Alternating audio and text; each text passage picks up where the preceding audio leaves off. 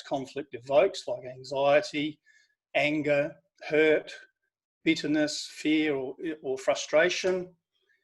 Others don't believe that they have the right skills or confidence to de-escalate at-risk behaviours or cope with it effectively. And most of us rely on learned approaches and personal experiences. But whether you like it or not, especially within the healthcare sector, it's not a matter of if conflict or at-risk behaviour will occur. It's a matter of when, and more importantly, how you're going to respond to it when it does occur that really matters. So after 3 decades of experience dealing with aggression, I've learnt that, basically there are no secrets. I mean, you quite often hear people say, learn the secrets of, de-escalation. Human behaviour is human behaviour, and everything's based on principles. So in this webinar, in the short time I've got with you, I'll try and share some of the principles that I've found to be reliable in most situations. And if they're applied correctly, will actually help you become a better communicator to avoid the mistakes that most people make. But before I move on, I do need to provide some warnings to the audience related to some of the content that we might use throughout the session. I'll just close off. I'm just going to close off that poll now. And just to let you know that, we might use language, real life language that some individuals might find, maybe possibly offensive even, or distressful. So I just need to talk about that for a moment. We're using real life language. A lot of conflict training sort of goes around or skirts around the realities of real situations. And people are very reluctant to use, insensitive, politically incorrect or culturally insensitive remarks. But the truth of life, the reality of life is that when logic is low and emotions are high, people do use bad language or insensitive language. So we're going to use a language tonight that can be reasonably expected in real life situations within the context of work. There's no point in denying it or hiding our heads in the sand or pretending that profane, condescending, threatening, politically, culturally, religious, and racially insensitive remarks made in the outburst of emotion will not occur. It's not personal, it's human. And that's one of the things we have to remember. It's part of human nature. So in moments of crisis, people can be insulting, condescending, threatening, and even cruel. So you will be challenged. Maybe you'll be sworn at. Your professional capabilities sometimes will be questioned. And I'd like you to think about the last time that you were really angry or really upset. I'm not sure how we're going to see this, but maybe we can see a show of hands of all of the audience that actually did say something that they may have been harsh, possibly unfair, unkind, hurtful, or even profane. So can we see a couple of people raise their hands? Oh, there's now 6. Well done. They're the honest ones. Okay, 11 have raised their hands. 10. Okay, it's going up. So in the heat of the moment, we all say things. We're all guilty of making great speeches that many of us later came to regret. But eventually, we have to accept the truth that when emotions are high and logic is low, people do lose the ability to think rationally. It's just part of being human. The thing that makes us human is that we do have the power of choice as to how we choose to respond to it. You're not in control of the actions or the emotions or what people say and what they do, but you do control how you choose to respond to it.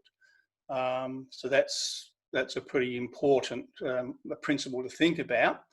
And our job is not to try and change other people. It's not to try and change the other person or to put up walls and barriers. Our job when we're confronted with difficult at-risk behaviour is to make that individual or individuals less resistant to what we need them to do. And our job is to think as they should be thinking, not as they are thinking during a tense situation, because they're not thinking logically. And everybody in the audience, really, you need to take accountability for developing your own skills for personal safety in readiness to be on the receiving end of other people's bitterness, anxiety, fears, frustrations, concerns, or even physical violence.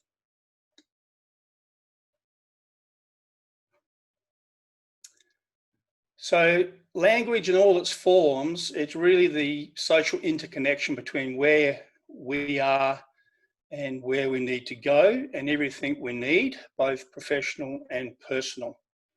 So when we understand the principles of human connection, and if we can upgrade our language skills and accept things as they really are, everything else follows. So anything that we say within the contents of this webinar that potentially might be offensive or insulted, I'll apologise up front, and it must only be used in the context of learning. So as long as everybody's happy with that. We also need to recognise that there will be times, despite your best efforts, regardless of how professional and experienced that you may be in de-escalation strategy, verbal de-escalation will fail. So the number one priority is your personal safety. And in any situation where you feel physically threatened or unsafe, you should disengage, move to a safe place, wait until help arrives, or you have the resources and skills to safely intervene.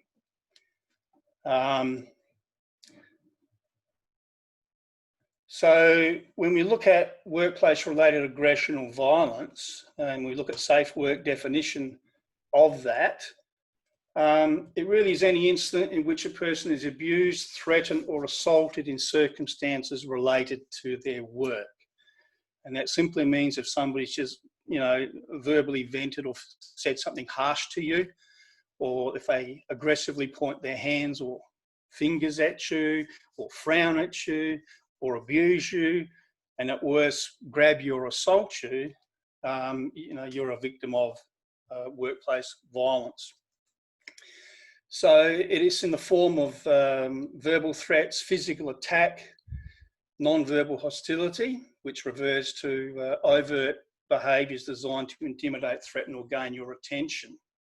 For example, how many times have you seen patients or family members crossing their arms or glaring at you or rolling their eyes or throwing arms in the air, pacing and shaking their head while talking to you and others? And how many times you see that? Well, they're examples of, overt intimidation signs. You've also got symbolic violence, such as people punching walls or throwing furniture, photographing or videoing staff is another example on their mobile phones and then threatening to send it to the media. And all of these behaviours come from clients, they come from patients, family members, visitors, staff and patrons, depending on where you're working. And occupational violence, it should not be accepted as just being part of the job. It is a real threat to physical safety and psychological health. And within the healthcare sector in particular, a lot of people feel that because of their medical conditions or their frame of mind, it's an excuse for them to actually act out in those ways. And I will agree that sometimes violence is involuntary as a result of mental illness or brain injury or substance abuse, where people are just reactive. But in other times, it's calculated aggression.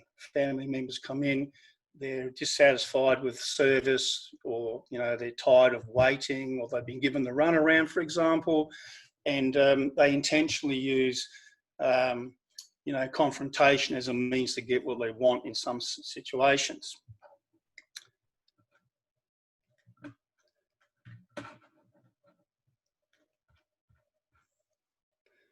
So how likely and probable is it that a violent incident could occur? And I'd like to explore this before we get into specifics of how you de-escalate things, which will come a little bit later. We first of all have to accept the reality or the possibility of things could go wrong. Just because you haven't been a victim of occupational violence, it doesn't mean that at some point in the future you won't be a victim of occupational violence. And every risk mitigation strategies, all of the mitigation strategies begin with an understanding of the possibilities of, first of all, what can occur, how likely or probable is an event or situation to occur, and then introducing achievable risk mitigation strategies that reduce the likelihood and probability of the event occurring, or at least reducing the consequence of the risk event if it did occur. So obviously different work environments expose different people to different risks and hazards. And I'm quite sure with the audience that we have out there, everybody will have a different perspective of risk based on their job function or the frequency of their exposure to violence or aggression and their personal experiences. But just because you haven't been a victim doesn't mean that you won't be a victim. The sad thing with the health sector is that hundreds of incidents go underreported every year. But risk managers can only rate a level of risk based on the information they've received or evaluated. And risk can only be minimised by taking charge of what can be done now in terms of preventative strategies instead of what should have been done and wasn't before a situation occurs.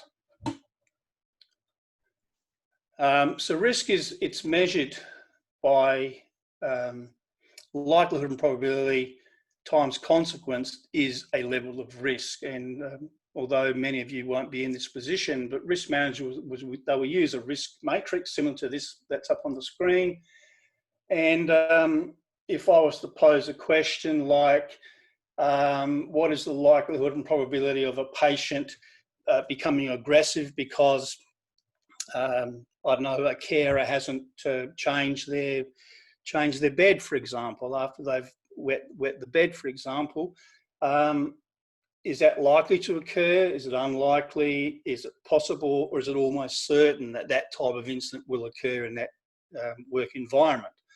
So if we were to say that perhaps it's possible, then we look at, well, what would the impact be?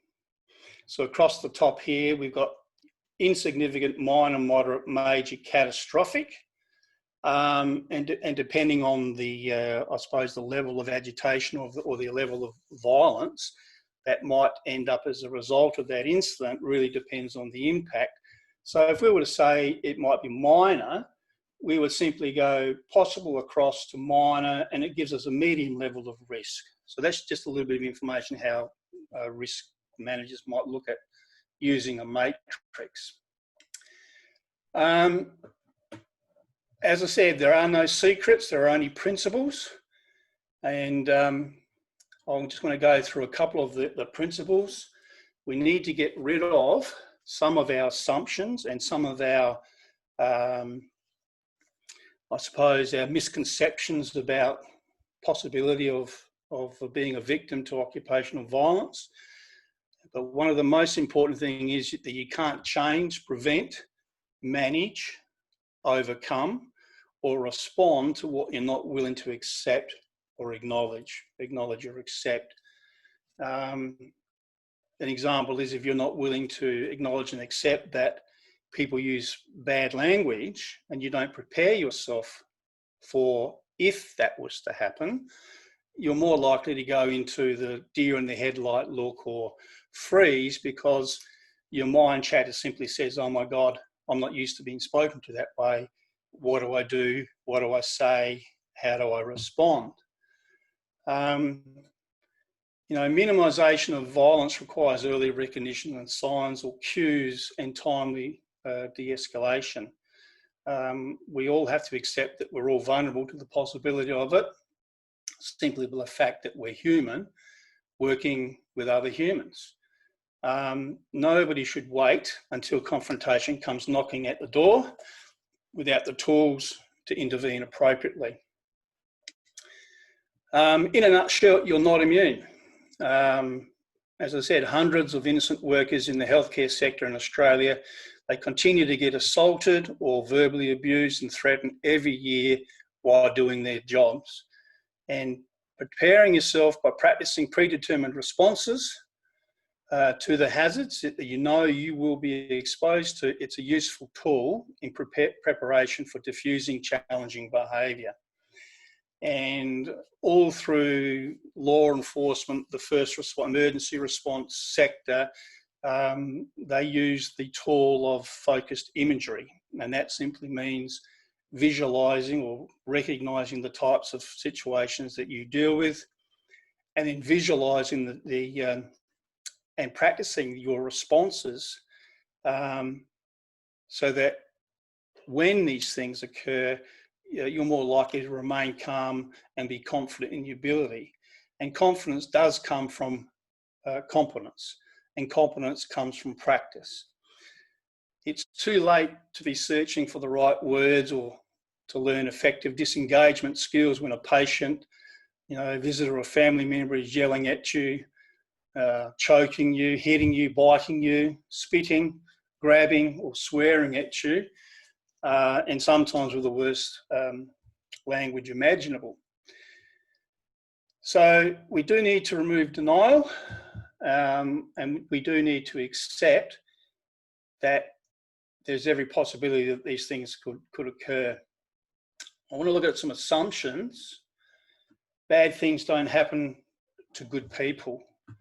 It would be a wonderful world if bad things didn't happen to good people. But it's not a good preventative strategy.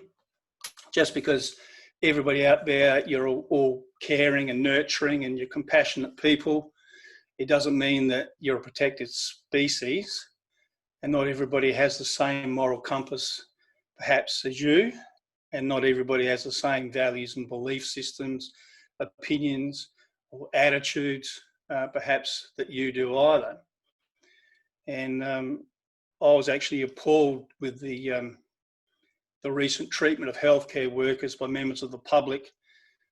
Some of you might have saw it on the news where members of the public were abused in supermarkets and on public transport. Some were spat on, physically assaulted, egged, blamed for spreading the coronavirus. And this resulted in nurses in particular being told not to wear their uniforms in public for their own safety. It would be interesting to see a show of hands if anybody out there has experienced this type of abuse in relation to wearing uniforms and doing your job. So maybe we can see a show of hands if anybody's been a victim of the, public small-mindedness towards it.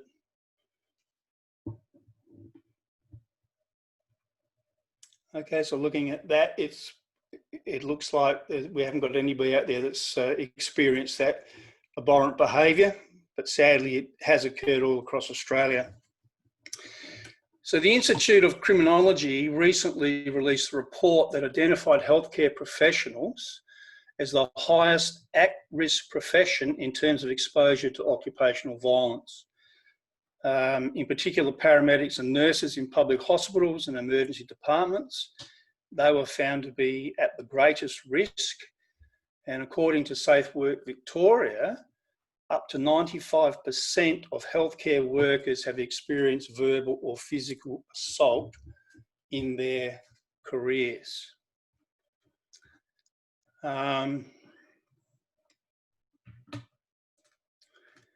in 2020, and these are really extreme examples, so we do need to keep it in perspective. A nurse was stabbed in the neck outside Lyme McEwen Hospital at Elizabeth Vale.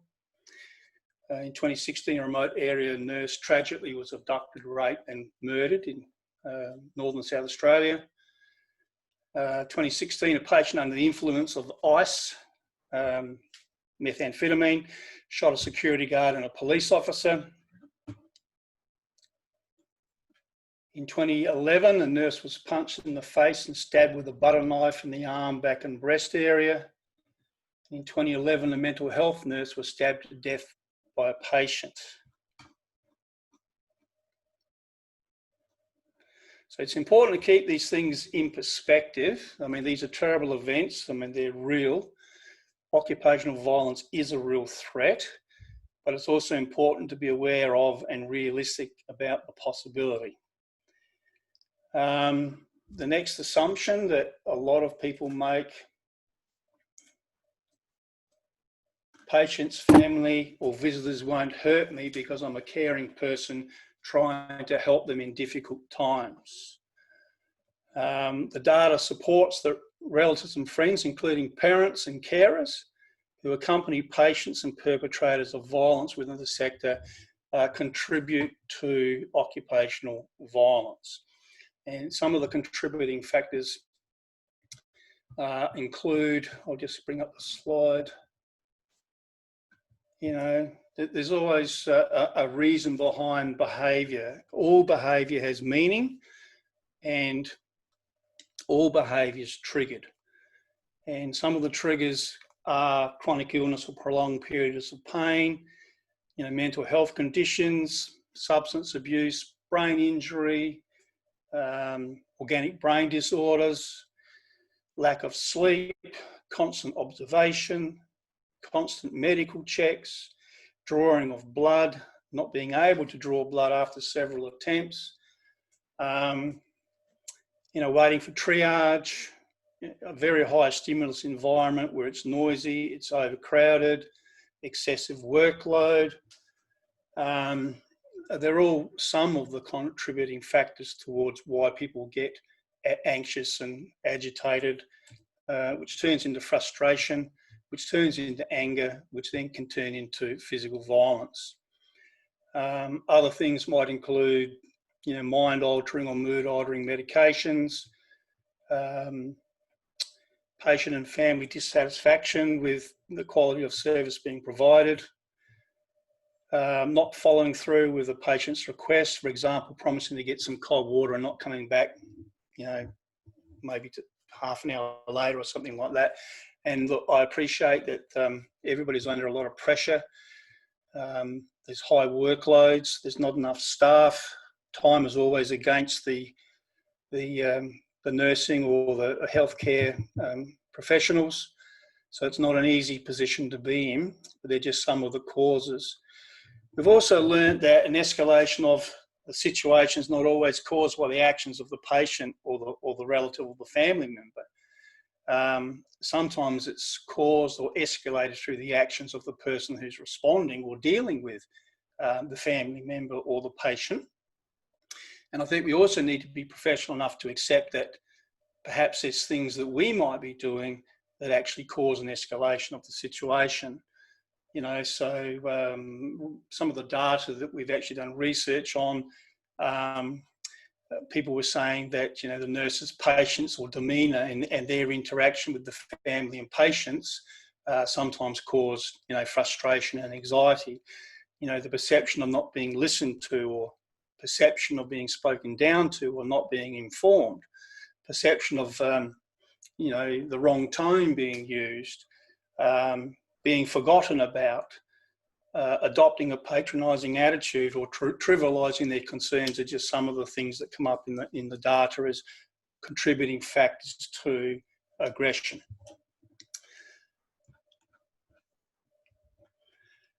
The next assumption that we need to think about is nothing happens, so it probably won't.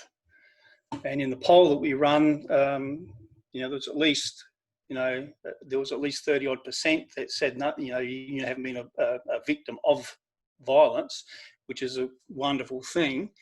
But it's also dangerous to assume nothing will happen, so it probably won't. So when we look at safe work statistics, a data report that came out, Almost 20% of workers say they've experienced discomfort due to sexual humour. 22% of workers report being physically assaulted or threatened by patients or clients. 37% of workers report being sworn at or yelled at in the workplace. And mental stress claims as a result of exposure to occupational violence, is on the increase. So pretending that these types of incidents will not occur or no one wants to anticipate really means that crisis response managers or first response personnel such as yourselves are left to respond through improvised or reactive thinking rather than putting into action a centred and controlled process based on predetermined actions. And from my experience, as I said, over 30 years, I know it's too late to be finding the right words or defensive strategy when someone's already yelling at you, swearing at you, grabbing you, or trying to hit you in some way. It's too late to be going into your processes and procedures and wishing that you maybe had a thought about things before they actually occurred. So there's just some of the statistics that Safe Work Australia have put up. And lastly, if I get into trouble, somebody will be there to help. Minimisation of violence, it requires early recognition of signs or cues and timely de-escalation intervention. I'd like you to imagine if someone was to suddenly lash out and hit you or grab you or bite you right now, right at this moment, what would you do? So perhaps I'd like everybody just to imagine that you're being confronted by a verbally aggressive client right now. So the question is, they've got you. Now what do you do? So now what do you do? So you really need to think about the what is before and visualise the steps of how you'll respond. So what will you say? If it turns physical, how will you escape?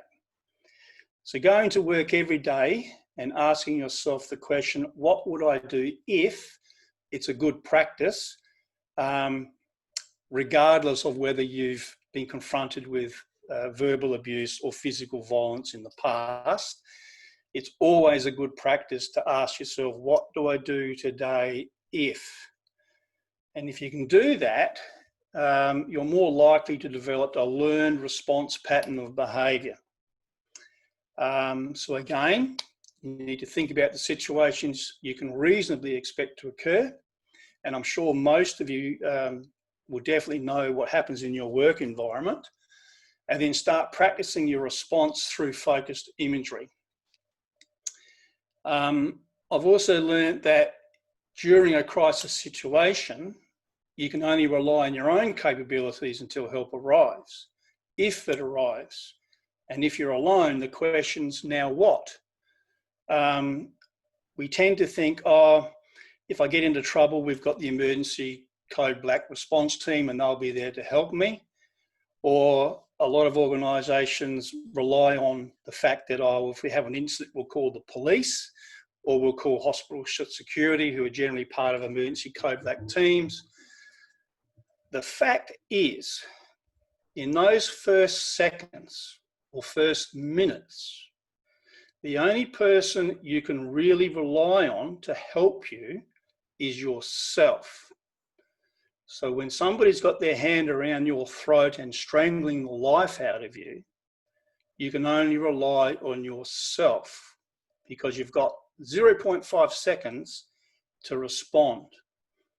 And those that have been trained to respond, like emergency code black response teams or hospital security or police, most likely they won't be there in those first few moments. Help may be minutes away or longer. And if you rely on police, they may take several minutes or hours to attend. And in some cases, they don't attend for the simple fact that there's higher priority calls. So you've got to take time and accountability to prepare for such circumstances and recognise that you are on your own in the first few moments of verbal or physical assault. So we need to remove this assumption that if I get into trouble, somebody will be there to help, because it's not always the case. And the last one, if I get into trouble, not the last one, next one I should say. We'll go back. Let's go back on that one. Yeah, if I get into trouble, somebody will be there to help. I just want to explore that just a little bit more. Just bear with me. We all have this misconception, again, that particularly out in the street, again, if I get into trouble, somebody will be there to help. Just for a moment, it would be wonderful if everybody in the community had the courage to step in when somebody was in trouble. But again, that's not always the case. And the unfortunate reality is you can't rely on anybody to step in. You know, we see time and time again that in many situations, people don't know what to do or don't want to get involved. You know, the bystander effect or the concept of diminished responsibility kicks in, where everybody thinks that somebody else will step in, or they don't call emergency services because they assume others have already done so. In this age, people are more likely to stand back, film the incident with their smartphones, and assume that everybody else has called for help, which in some cases ends up with no help arriving in a life-threatening situation. So you really need to take accountability to develop your own personal skills, remove denial that these things won't happen, and prepare yourself realistically for the possibility of being confronted with challenging situations, especially within high-risk environments. So bad things do happen, unfortunately, to good people such as yourselves. You are not immune from occupational violence, and you can only truly rely on your own skills in the first few seconds or minutes of a serious situation, and confidence can only come from competence. So at some stage when the coronavirus restrictions are lifted, you know, Verbal Armour will provide a series of face-to-face courses which will be made available to healthcare professionals to provide some of these skills. So I'd like to see a show of hands to see how many might be interested in attending some of these sessions to improve their confidence and their actual disengagement capabilities. So we've got a few people coming up there. I'm just looking at your responses now. So we've got a few people interested in that skill. And also think of it as it's not just a work skill, it's a life skill. Some of the things that we'll show you could get yourself out of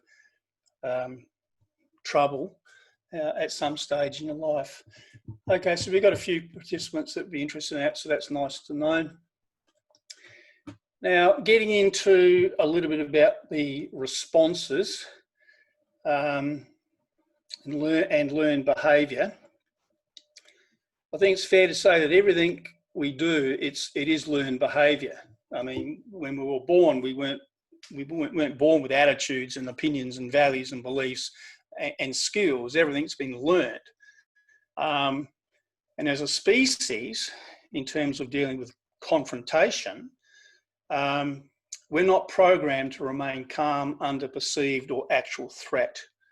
You know, our composition is that we're programmed to survive, and we've conditioned ourselves to fight, flight, hide. And if we become overwhelmed in certain situations, we've been programmed to freeze. And in any critical situation, that is all people will do. They'll do one of those four things. I'm quite sure everybody can relate to a time when something's happened and people just ran to get away from it. They didn't even know what it was, but the brain said, danger, go. They just ran. You'll see people running towards danger, or they'll be responding to, for example, a code black situation. That's the fight part of the principle. Other people, depending on what the situation is, will hide. And those who don't know what to do, those people who haven't practiced visualizing events and thinking about predetermined response, they're the ones who are more likely to freeze with that deer in the headlights look. So when you review your learned behaviour, and if you can reprogram the brain basically to respond differently to confrontation through practice, practicing the skills, you allow a new possibility to connect personally and professionally. You know, we'll always run the program, the brain will always run the program that it's learned. And some of our learned behaviour is how many times where you've had aggressive people, two people being combative with each other, yelling and screaming at each other. And the common response is first responders will go in and what are their opening remarks? Most people will say, calm down, knowing that they'll get an immediate reaction. So can anybody give us an example? I'd be interested to find out examples. If I was to tell you to calm down in a situation where you were really upset and angry, what are some of the words that some of the participants might use? So can we just sort of get a feel for that? So I'm telling you to calm down and you're already upset. So what would you say to me?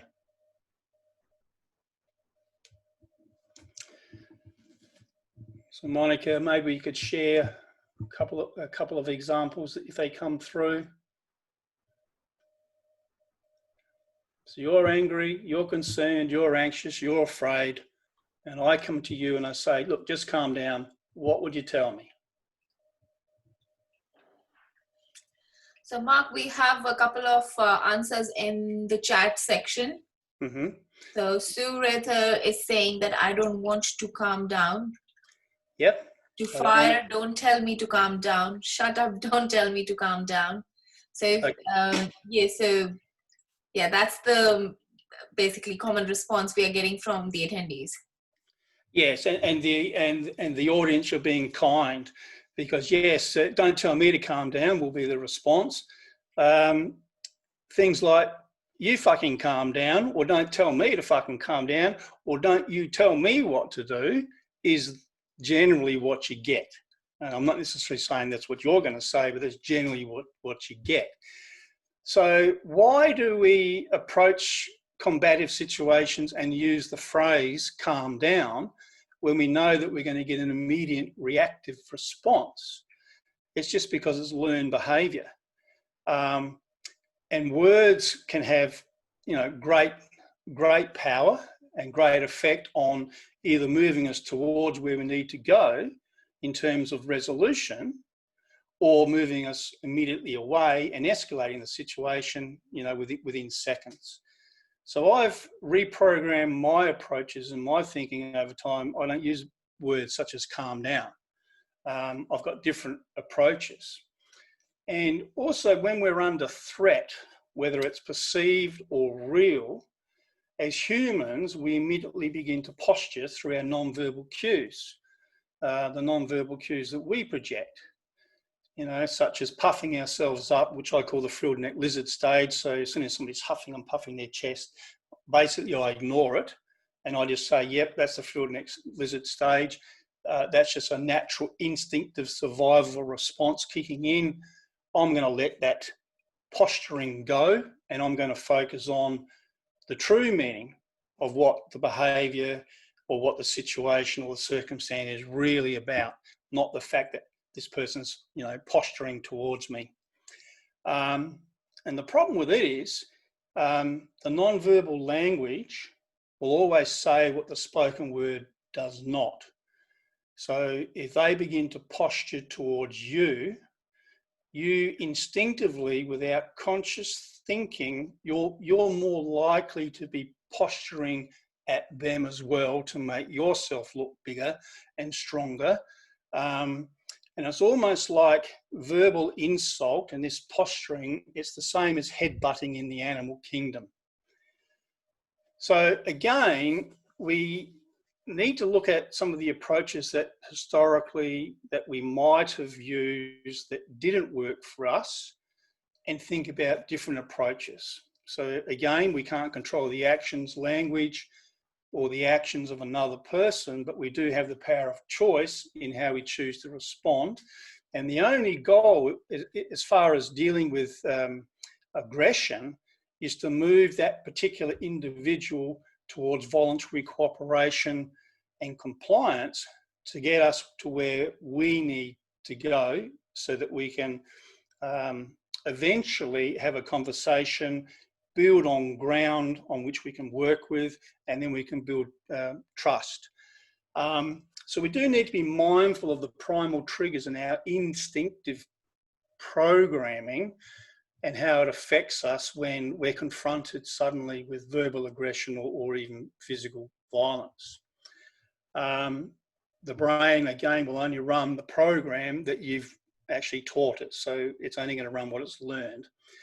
And if everything we do is learned, I'm quite sure we can unlearn some of the responses that we traditionally would do. When you think about the brain as an organ, it's an amazing organ. It takes in about 12 million pieces of information per second. And basically, in order to process such a large volume of information, it basically deletes, generalizes, and distorts information. It can't keep everything in there. And we all have a different persona. We all have a different model or meta program of the world that we view. We've got different thoughts. We've got different perceptions of reality, different values, opinions, and beliefs.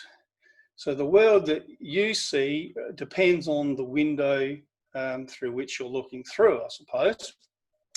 And as a species, we don't necessarily see things as we are. We you know, as they are. We actually see things as we are, if that makes sense to everybody. It's all about you. It's what you think. It's what you feel. It's how this behaviour affects you. It's your opinion. It's what you think is right or what you think is wrong. You know, it's what you're willing to accept or not accept in terms of at-risk behaviour. So someone yells at you, you decide to get upset. So someone says something you don't agree with, you disagree with them, and you invite an opposing point of view. Someone embarrasses you in front of your colleagues, you basically defend yourself, try and save personal face and dignity. So our learned behaviour and reactive responses make us reluctant to move from our position or perspective. So let's just, if you think about it, if we're reluctant to move off our position, it causes resistance. So when somebody comes to you with an opposing point of view, or perhaps they're using bad language, or they're condescending, or being sarcastic towards you, and you've heard it 100 times before, it's not personal. We should depersonalize everything, because the moment you personalize it, you now become part of the problem. So let's have a look at this. We'll just do a little exercise to show the brain in action. And let's have a look at the next set of slides and be honest with what you see. So on that particular one there, I'll give you time to sort of focus in on that. So show your hands if you can see an image facing towards you only. So, okay, so back. So we've got a couple of people. Okay, so 3 participants. You can see an image facing towards you only. Okay, so that's good. So show your hands if you can only see the face on the side. You can only see a side view. Okay, so we've got 5 participants that have raised their hands. And for the rest, show us your hands if you can see both. You can see side and a front view. Okay, so the majority, there's quite a few participants raising their hands there. You can actually see both. So your brain's actually filtering information, and some people saw only, one half of the picture. Some people saw the whole of the picture. That is the perception that your brain is seeing for you. Is there anybody out there that can read that statement? This is an excellent example of your brain's now filtering the information. So, so show your hands if you can. Okay, so show your hands if you can actually read that. All right, so most people can read that. So that's an amazing example of the brain now generalizing information. You know, it's a whole paragraph. It's not English. It's not any language, and yet your brain's able to filter that, generalize it, delete information, and construct it so that you can actually read that sentence. So there's another example of the brain working in action. And lastly, look at the next slide. So what words immediately comes to your mind? So have a look at that.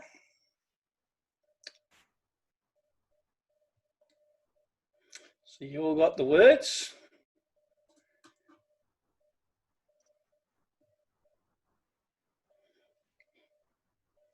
So I can't see what your words were, but how many thought, you know, the bad words? Anybody see the bad words? Be honest. Let's put your hands up if you did. Yeah, okay. Most of you saw the bad words. So again, perceptions. You know, your view of reality is sometimes different to other people's reality. So the next principle I want to talk about is depersonalize everything. You have the power to remain calm. Now, I can't make you upset. I can't get you angry. I can't make you anxious. I can't make you depressed. You have to decide. You choose to be angry or upset or anxious or afraid. Not me. I can't make you do that if everybody can get where I'm coming from. And this phrase, treat everybody how you would like to be treated, it normally operates on the basis that I'll treat everyone the way they treat me. That's how it mostly goes. I will treat people the way they treat me. And that is part of our learned behaviour and our learned approaches. And you have what I call natural language, and you also have a professional hat. So you've got your natural day-to-day thinking, and you've got your natural professional hat. Natural language is based on, again, what you think, what you feel, your perceptions of reality, what you like, what you don't like, what offends you, what doesn't offend you. It's all about you. Everybody is basically on what I call the WIIFM radio frequency. And that simply means what's in it for me radio frequency. So I've learned that if you are not talking on their radio frequency, if you are not totally focused on their needs, their wants, their concerns, their attitudes, their behaviours, what they need from you, particularly as a professional, if you're not on their language, you will lose the discourse, the conversation every time. Because as soon as you start imposing your values, your beliefs, what you're willing to accept or what you're not willing to accept, they don't want to hear that. That's you language. So in those situations, you've got to take a breath. You need to put a professional hat on, and you need to look at things only from their perspective. They're not interested in reasons why you can't do things. They will just see that as excuses, regardless of the reason that you might give. And obviously you would have many legitimate reasons why you can't do things, but to them it's just excuses. And also it's not about how their behaviour is affecting you. It's about finding the triggers, reasons, and the cause, and then looking at solutions. So where a solution is possible, or providing a solution that you're actually in control of. So you need to speak their language. because they're not the same as you, and I'm not the same as you, and you're not the same as me. But we do need to depersonalize, because it's never to you. If I was to tell you to go and get stuffed, or if I said, oh, you're a shit carer, or I don't appreciate you looking at me that way, or don't fucking touch me, it's not about you. It's at you, not to you. So that's a really important principle. You need to depersonalize, because if you can't depersonalize it, bend with the reeds and let it go, all you're doing is you're going to create resistance. And when you resist, resistance creates resistance. And when we resist each other and we've got two parties pushing at each other, where do we go? We're going to go nowhere. And in terms of dealing with verbal aggression or physical violence, it's only going to go two ways. It's either going to escalate and it's going to get worse and develop into a worse situation, or somebody's going to disengage and remove themselves from the situation. Generally, there's only two ways. So we need to actually depersonalize everything. Not easy to do, because anger affects our judgment. And if you think about it, the intensity of anger, it arises from the most trivial things. So somebody cuts you off in traffic, for example. Someone's got more than 12 items in the fast checkout lane. So at this particular time, can you imagine people taking 20 items in the fast checkout lane, the agitation or the anxiety that might project because somebody's not doing or abiding by the rules. Somebody glared at you and they shook their head at you, or somebody said something that offended you. Verbal abuse and the perceived display of threatening non-verbal cues, as I said before, is the same as head-butting in the animal kingdom. So if we're to be in a position to remain calm and to think rationally in tense situations, we need to overcome the stress response in each of us. It's programmed within us. We must survive. We're a survival species. We're a feeling species first, long before we think. And we need to find a way to reach out to the other side to find common ground on which to build trust. So again, as soon as you impose your values and beliefs, opinions, attitudes, judgments, preconceptions, or what you're willing to accept or not accept, and when you choose to get upset or profound, threatening, hurtful, or condescending or challenging language, you basically present a different perspective and you actually invite an opposing point of view. So you actually invite a reaction from them. And the discourse becomes about your thoughts, feelings, attitudes, emotions, and how this affects you, rather than neutralizing the tension to find the truth or the true meaning behind what has actually triggered or caused the behaviour. As I said before, all behaviour has meaning.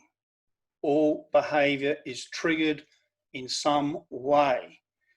So we need to channel our energy to seek the truth, to explore possibilities for resolution in place of imposing limits and consequences for behaviour modification. In a lot of cases, I see professionals of all job functions, they go into a challenging situation and almost immediately set boundaries for behaviour modification. For example, if you don't settle down, we'll ask you to leave, or if you don't leave now, we'll call the police, something like that. And immediately it puts up walls and barriers. It's fighting language.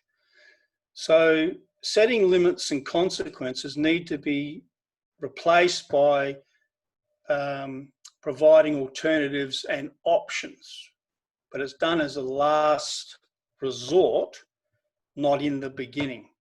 The only time you set boundaries for modification of behaviour is if things have already escalated to a situation where you've actually got to set those boundaries almost immediately, because the person's not at the stage where they can respond to you logically or rationally.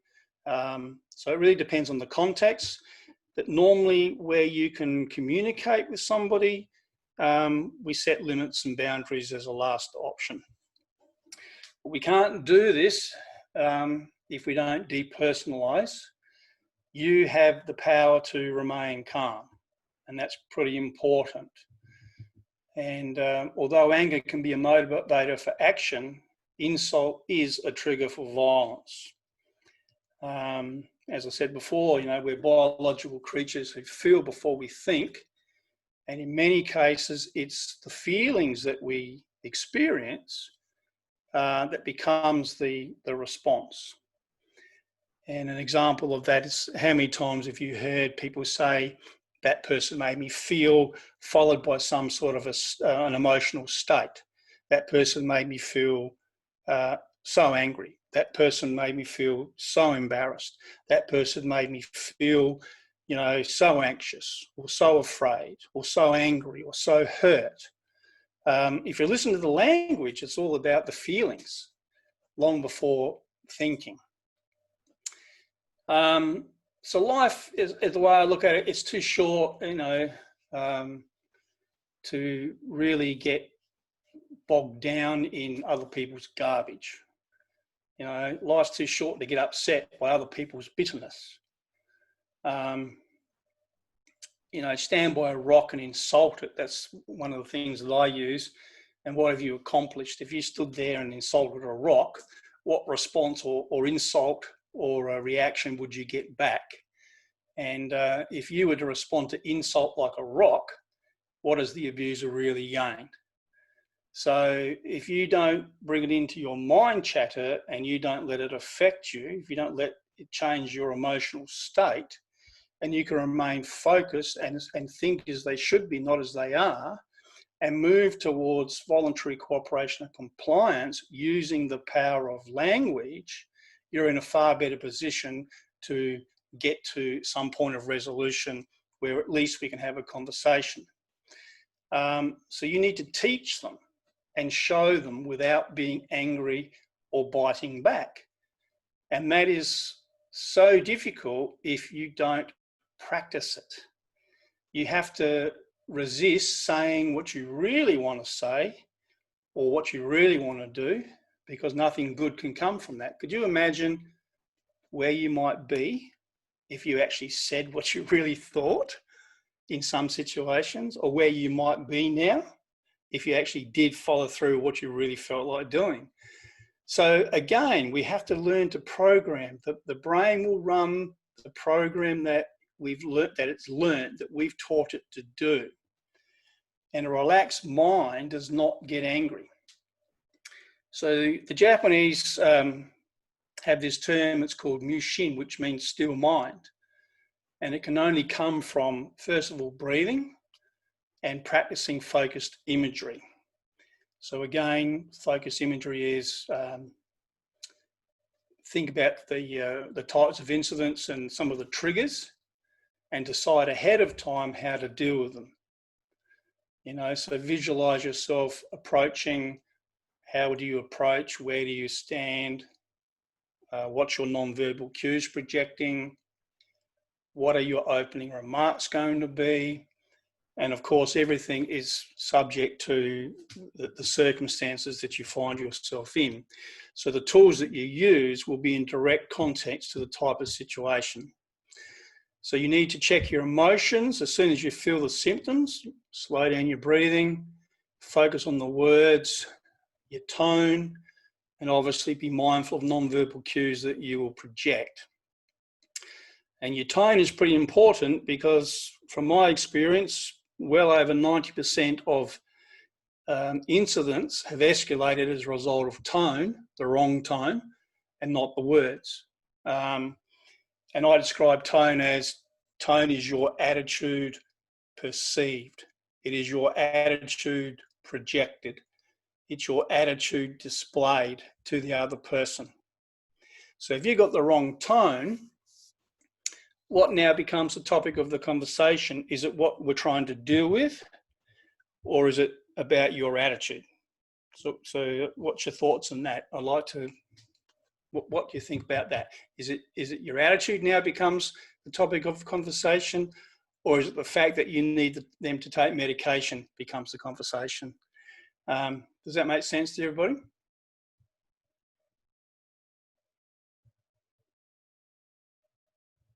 Okay, so be mindful of your tone, and you need to practice breathing exercises and slowing down your thinking to remain calm. Check your emotions. Focus on moving the person to where they should be, not where they are.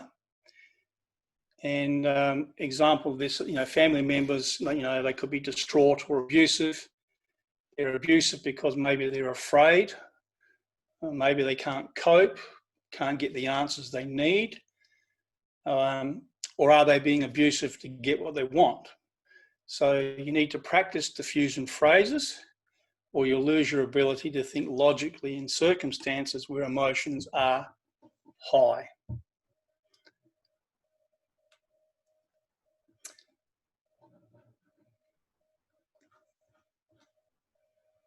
Okay, so I think it's fair to say that we've all been subjected to words of condescension, sarcasm, prejudice, words that are hurtful, demeaning, unkind, threatening, challenging, and even profane. So here's my little warning. I've got a few words that I experience all the time. Let's just go through. Okay, it's not personal, it's human. So I'm quite sure you've heard "go fuck yourself."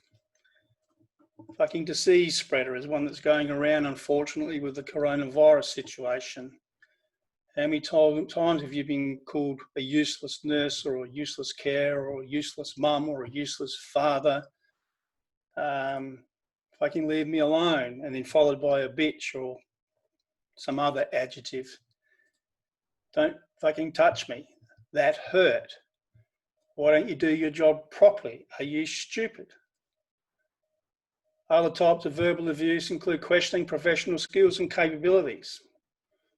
Threats, including threats of complaint or legal action. Threats of violence, such as punching, stabbing with a needle, biting, or strangling. So can I see a show of hands if anybody's been on the receiving end of any of that colourful language? So we've got quite a few people. Okay.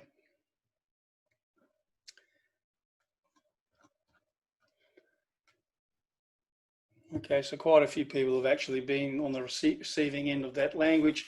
And it's not just about work, it's also about within personal life as well. And I could go through hundreds and hundreds and hundreds of other distasteful phrases, but we won't go down that track. I think you get the message. Okay, so the question I want you to think about is, who gives power to these words and phrases?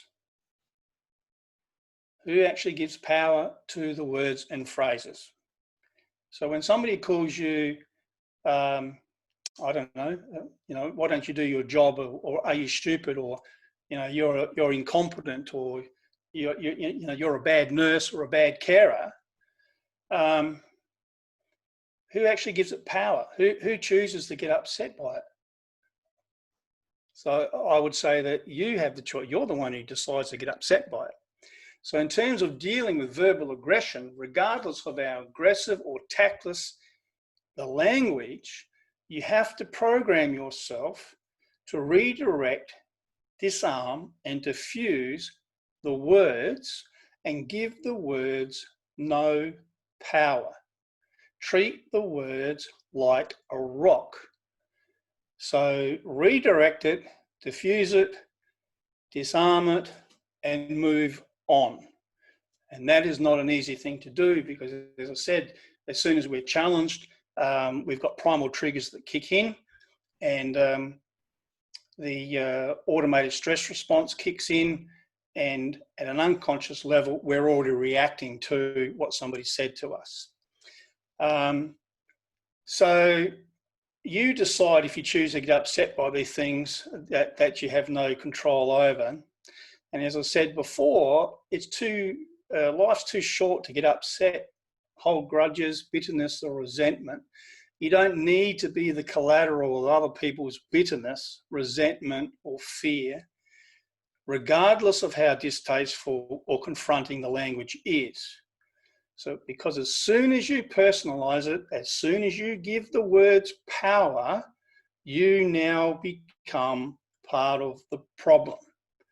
And as soon as you resist or place self-imposed boundaries of what you believe is acceptable or not acceptable, you lose. You will lose every time. And by that I mean you lose your ability to think as the other person should be thinking, not as they are. You lose the ability to look at the cues, the triggers of what caused the behaviour. You lose the ability to find the truth of what the reason is behind the behaviour. And how do you move them to voluntary cooperation and compliance for the security, safety of everybody, and also get to the stage where you can now build trust and demonstrate care. As soon as you resist, you lose. So the goal is to move them towards voluntary cooperation and compliance. We need to deal with the effects and focus on the true meaning behind the behaviour, not how the behaviour affects you. And this is not a natural or easy thing to do. You have to practice it. So an example of that is somebody said in an aggressive tone, why don't you fucking do your job properly? Rather than say, excuse me, I don't appreciate being spoken to that way, which is fighting language. That's an example, we just get pushed back. You need to think about, well, how would you reframe that? How would you rephrase it? I mean, I might use things like, okay, look, I can see you're anxious, talk with me. Or I can see that you're not yourself today. If you know their name, use their name. I can see you're not yourself today, Alice. What's going on? Rather than bite into, how dare you call me unprofessional, if that makes sense. And it's not an easy thing to do.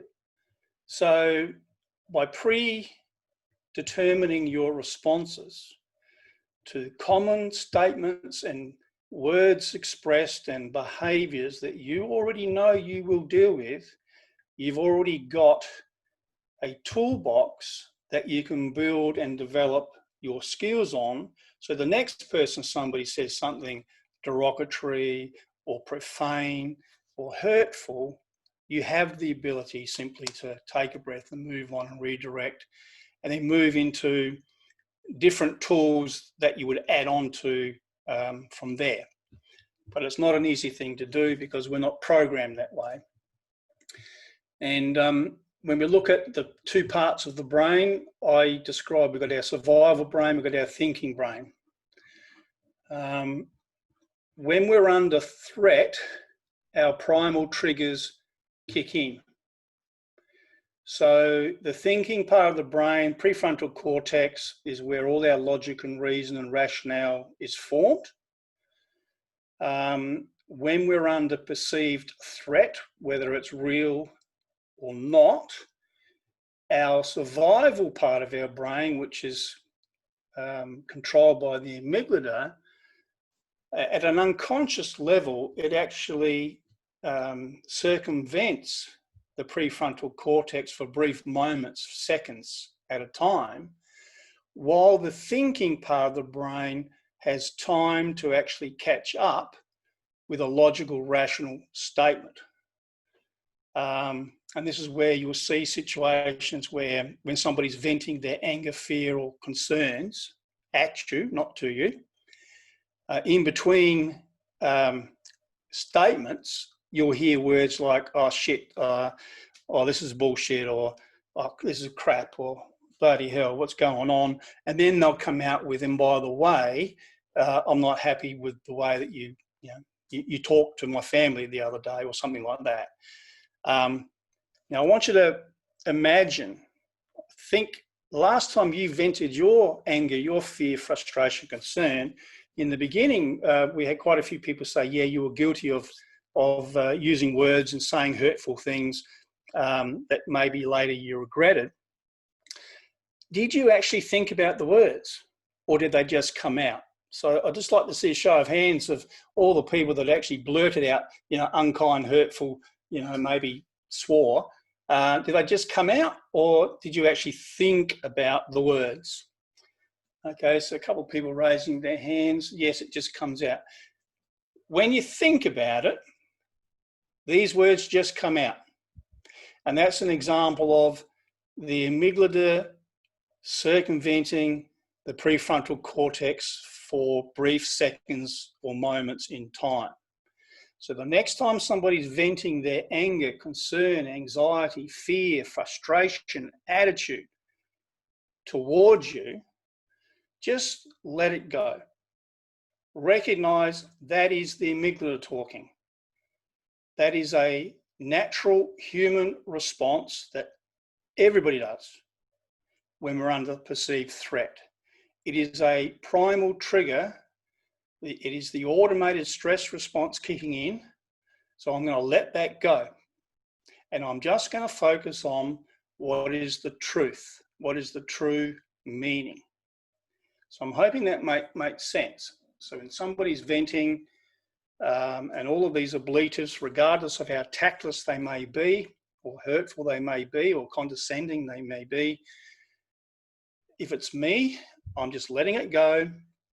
I'm listening to all of the words being stated, because somewhere in the words is the meaning of the behaviour. And somewhere in the message is also the solution to the behaviour.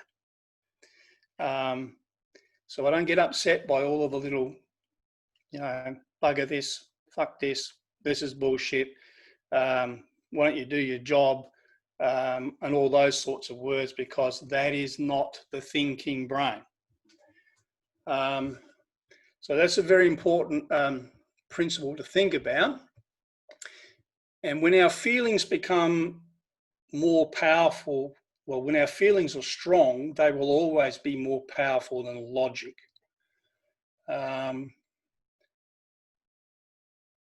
So again, the body says also what the words cannot, and you speak through your facial expression and gestures before you talk. So when somebody's also venting verbally, you'll also see at the same time non-verbal cues, throwing their arms out, pointing their fingers, rolling their eyes, frowning at you. They're just primal triggers. It's natural human response.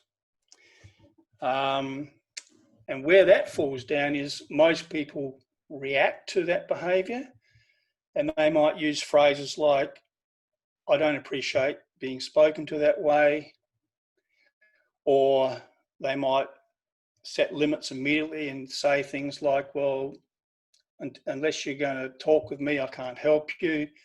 Or if you continue to swear, we're not going to help you.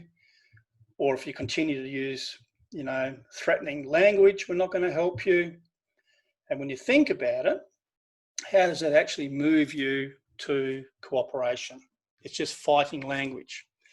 It's not an easy thing to process. It's not an easy thing to do. But it's one of the principles that we need to follow if we're going to get better resolution. And it really does need to be practiced. The little camellia there, I'd just like to find out, I'd ask the question, if somebody can answer it for me.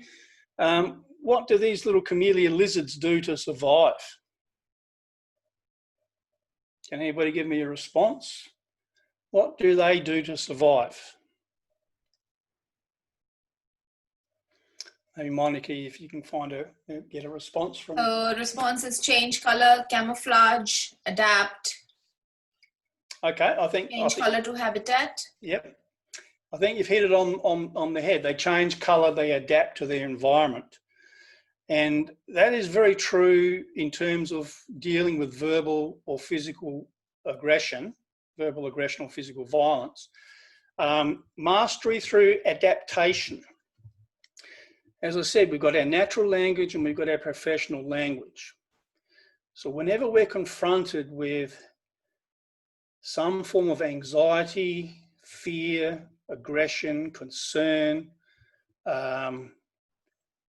we actually need to be flexible and move with the situation. And by blending, I mean you have to adapt. So everything you do, everything you say, every facial expression, every gesture, every word, your non-verbal cues that you project, how you position yourself, your tone, your cadence and reference of speech, it all must be for one purpose only, and that is to move the person to where we need them to be. So we need to go with the flow. We need to adapt to the situation. We need to be flexible because, again, as soon as you resist, resistance creates resistance and we go nowhere. It's going to escalate. And if you think about, I think it was Charles Darwin, he said it's not the strongest of the species that survives, nor the most intelligent that survives, but rather that which is most adaptable. And if you think about that, there's a lot of truth in that message. And I just want to very quickly say also in terms of mastery through adaptation is, if you've heard of Confucius, I'll tell you a little story that has got me by many situations, particularly working in maximum security jails. Confucius, if you think about the concept of Confucius, it's all about Zen, humility. Confucius, he doesn't get upset, doesn't get angry. There's no material motives for anything in life. Everything's in balance. And a young warrior wanted to challenge Confucius one day about his beliefs and principles. And he approached Confucius and started venting, yelling, taunting, swearing, challenging his principles. And halfway through this taunt, Confucius asked the warrior, "Can I ask you a question?" And Confucius said yes. And the question simply was, if a man gives another man a gift, so let's just say I've got a gift for everybody out there, and I'm now trying to give it to you, and you don't want it, so everybody out there, you've refused to accept my gift, to whom does the gift belong? So right at this moment, with our audience, where is the gift? Is it with you because you didn't want it? Or is it with me? So I think it's with me, isn't it? Okay. He then said, therefore, if I choose not to accept your aggression, your anger, your venting of frustration, does that not remain with you? Now you think about that story. If you don't take it into your mind and you don't let it affect you, and you put on your professional hat and you use your predetermined responses through your practice phrases and language, it cannot make you angry. It cannot affect you because you're not taking it in. And I've been in many, many situations where what I really wanted to say and what I felt like doing, I remembered that little story and it's actually stopped me and it's helped me take a breath, remain calm, and then do what we're supposed to do on a professional level. So I think it's a pretty valuable story. So I'm sort of asking you to become lizards, aren't I? Become like the chameleon and adapt to your situation. I now want to go through some stages of conflict. For every stage, there is a response. And I do stress that although we'll go through stage by stage, it can go from the preventing stage to physical violence at any time within seconds, or it may go from a physical violence stage to a tension reduction stage or an intimidating, goading stage at any time within seconds. But we'll go through the step-by-step stages of conflict, and this will give you some guidelines in your day-to-day workings with difficult people. So very quickly, venting, where somebody's beginning to lose their ability to cope. They're overwhelmed. They're becoming really stressed and agitated. And I just want to say that it's not actually stress. It's not the actual real problem. It's our ability or our thought process on our ability or to be able to cope with the situation that gives us stress. So we'll look at venting. There's questioning. You are always going to be questioned when somebody's in crisis. You will always hear things like, who are you? Why should I? What for? Says who? Who made you the boss? Depending on your work context, there's always going to be questioning. There many times there's going to be refusal. So why should I? Make me. I'm not going to do it. You do it. I'm quite sure you've heard all these words before and many others. We go into a venting tension release stage. That's where somebody's overtly, openly beginning to, really begin to become vocal and release their feelings, their frustrations, their fears, their anxiety, their pain. It's not always about anger. There's an intimidating goading stage where you'll hear phrases like, if you touch me, I'll sue you. Or do you know who I am? Or do you know who you're dealing with? Or my father's a lawyer. Or my father's a surgeon. I'm quite sure that everybody's been on the receiving end of some sort of intimidation or goading. And goading, I refer to comments such as, I'll give you an example. I don't mean this in any way, but is everybody out there ugly, or is that a disease on your face? Now that's goading. What is goading designed to do? Can anybody give me an idea of that? Monica, can you get it? What is goading designed to do? Why don't you do your job, or, you're incompetent, or, you're not, you're not intelligent, or, you're a bad father, or you're a bad mother, or you're a bad carer. It's all goading. So what is that designed to do? Yeah, we have some responses in chat section, Mark. So people are saying degrade the other person, get a response, lower self-esteem, question confidence, get a response from you, get a reaction, put you down, feel ashamed, to annoy or stimulate anger response from you. Yep. Okay, very good, very good. So, and that's exactly what it's designed to do. And again, this is another situation where you need to depersonalize it, because if you don't, you become part of the precipitating factor. And sometimes it's just designed to push your buttons. And we've all got buttons. And I would pose the question, who created your buttons? Because when you were born, you weren't born with values and beliefs and attitudes and opinions, likes and dislikes.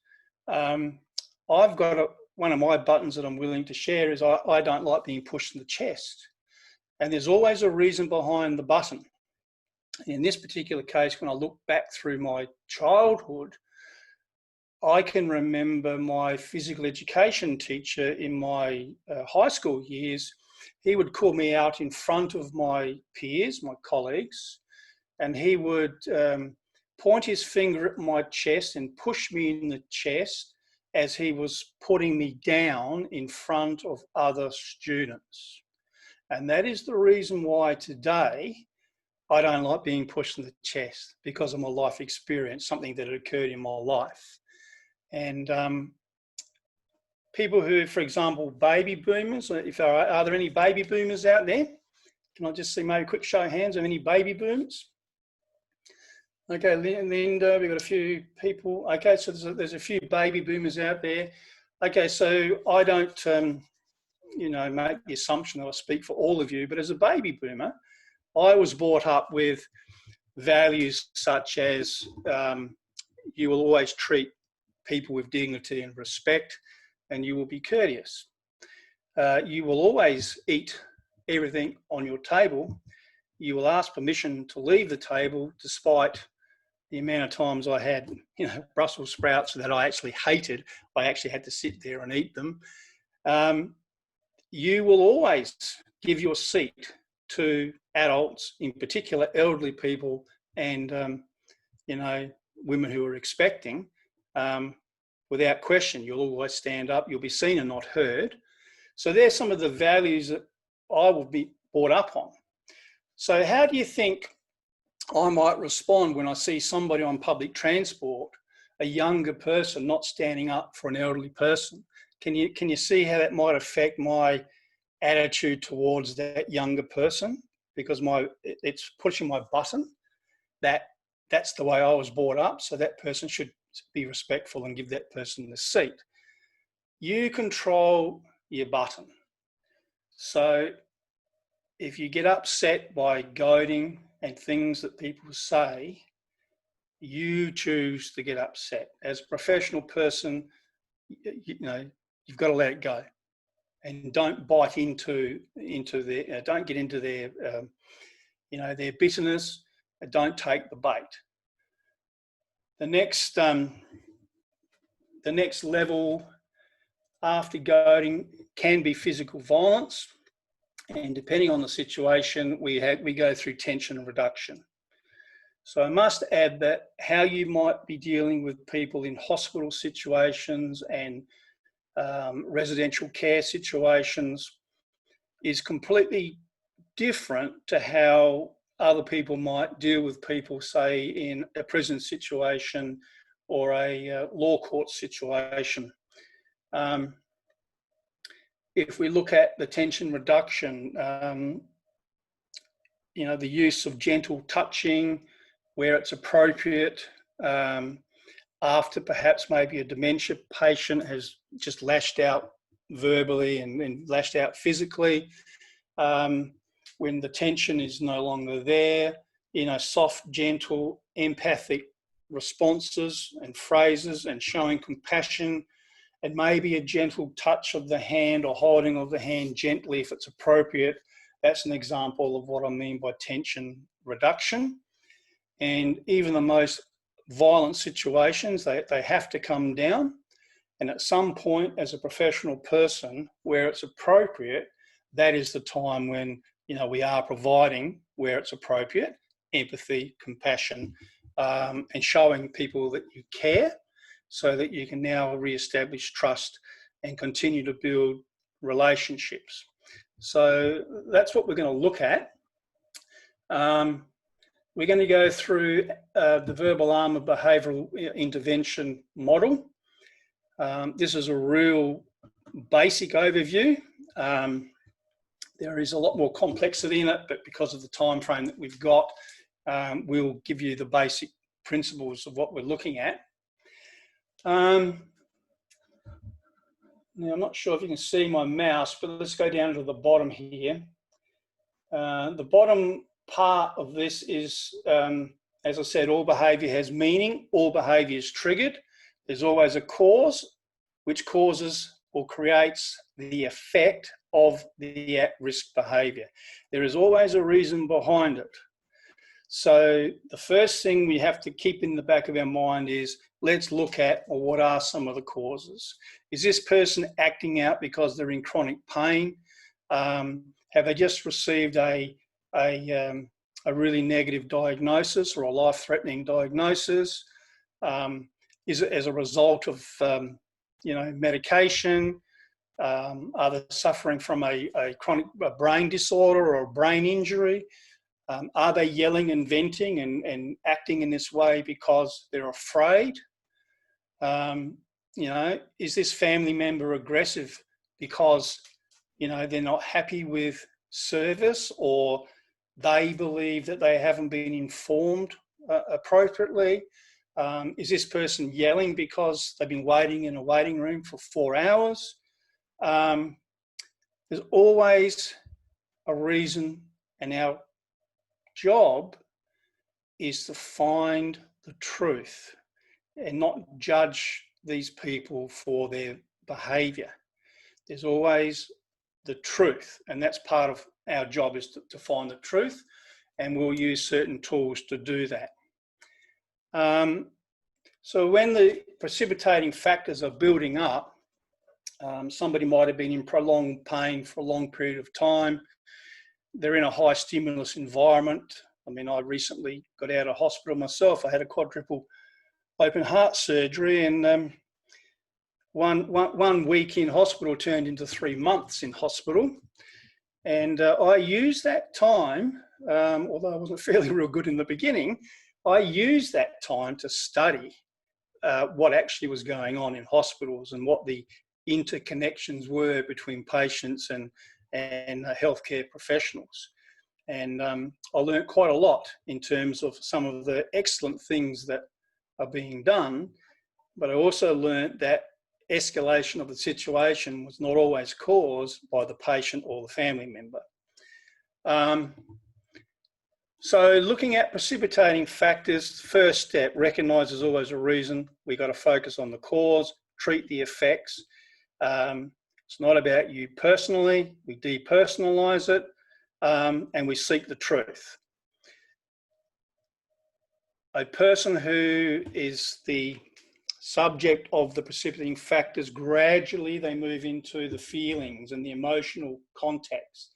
So this is where the effects start taking place. They become anxious, they become afraid, they become fearful, or family members become concerned because they're not sure what's happening, or they've received bad news, or they haven't been brought up to date as of yet as to what the current situation is. And all of these things evoke the emotional state. So those states can vary from anxiety, fear, concern, frustration, verbal anger, to physical violence. So that is slowly moving into the tension build-up phases, which is this part here in the orange, tension build-up phase. So at that stage, we need to recognise the noticeable, subtle, gradual, or the immediate changes in non-verbal and verbal language, and act at that point to prevent escalating behaviour. So we really need to be acting at the tension build-up phase in an attempt to prevent it from moving to the tension release verbal stage and onto physical stages. So at that stage, we might use phrases like, I can see you're anxious, or I can see you're afraid, or Mark, you look a bit unsettled, you're not yourself today, talk with me, is there anything we can do to help? I'm here to listen. What's up? Is there something we can do? Those sorts of empathic and compassionate phrases to try and find out, A, what might be wrong, and 2, to show them that you're there to listen and that you're hearing them and that you actually care about their situation. So you must show empathy and compassion. And what they're really looking for at this stage is your understanding, if that makes sense. If we can get them at that point, then we go a long way to prevent an escalation of situations. The next stage, moving into tension release stage, there's quite a bit in there. So this is where people, they begin to pace, they fiddle, they move around, you know, they demonstrate tense facial expressions, they might put their hands in their head, they demonstrate aggressive hand gestures, they're starting to finger point or puff up their chest like that frilled net lizard stage I said to you before, or they begin to move around and they're using much larger areas of personal space. As healthcare professionals, particularly when you're charged with certain patients, I'm quite sure that you do notice changes in your patient's behaviour. You know, just the facial expression or you know, the way they hold themselves or posture themselves may be indicators that something's not right. So that's the time to actually, you know, move in and again, use those phrases like, you know, I can see you're not yourself today, Mark. You know, is there something you want to talk about? Or how can I help you? Or is there something I can do to make you more comfortable? But at least acknowledge them, because as people, we have this need to be validated. We have a need to be acknowledged. And a lot of escalation of behaviour is because, you know, people feel that they're not being heard, they're not being listened to, they're not being seen, and they're not being acknowledged. They're not being acknowledged at all. So that's one of the stages. Again, the body says what the words do not. And you'll get your body language long before you get spoken word. So you need to act on the non-verbal cues to avoid escalating behaviour. You'll then get to the next stage where you begin to get this verbal venting, the verbal challenging stage. So you'll get a blend of non-verbal gestures with verbal expressions. People will begin to challenge you. They might question you. They might begin to refuse what you're asking them to do. They'll begin to complain. They may become sarcastic, and they're beginning to lose their ability to cope. And when that happens, they might be yelling, they start to swear, they start to threaten. They may become condescending and challenge professional conduct. So you'll hear statements like, this is bullshit. Why is it taking so long? Or where's the fucking doctor? Or where's the fucking nurse? Or how much longer is this going to take? This is bullshit. Or I've been here for 4 hours. So what the fuck's going on? You might hear condescension, such as, why don't you do your job properly? Or you know, are you stupid? Or, you know, don't touch me, or leave me alone, or back off. So they're all indicators of an escalating tension, a build up in tension. And there's some of the phrases that you might begin to hear. And also, they will begin to resist when limits and boundaries for behaviour modification are stated. So if you were to say, look, I just need you to calm down, you'll get that reaction, don't tell me what to do.